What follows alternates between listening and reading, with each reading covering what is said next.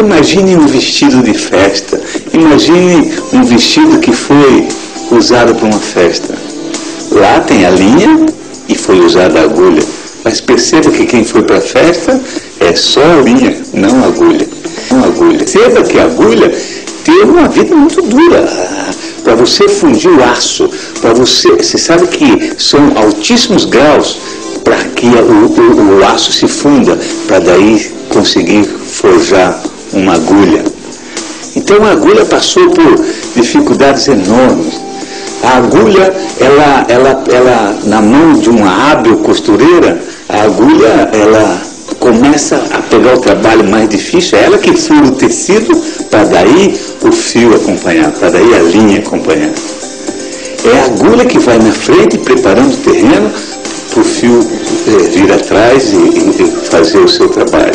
E olha, depois de todo o esforço, depois de tudo que a agulha sofreu, depois de todo o trabalho que a agulha fez, quando o vestido fica pronto, quando aquela obra-prima está maravilhosa, a agulha vai para dentro de uma caixa escura, enquanto que a linha acompanha o vestido para ir na festa, para ir no baile, para receber os aplausos, os elogios. E às vezes a vida parece injusta.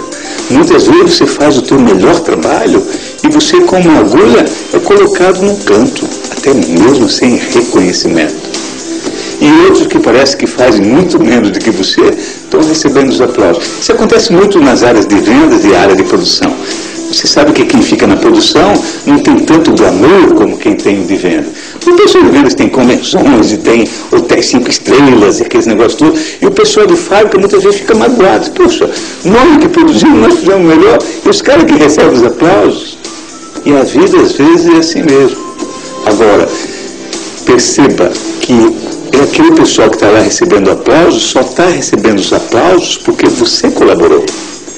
E ele sabe, no íntimo ele sabe que você é tão importante quanto. Então não importa se você não está sendo reconhecido no seu trabalho, mas por favor, faça o melhor.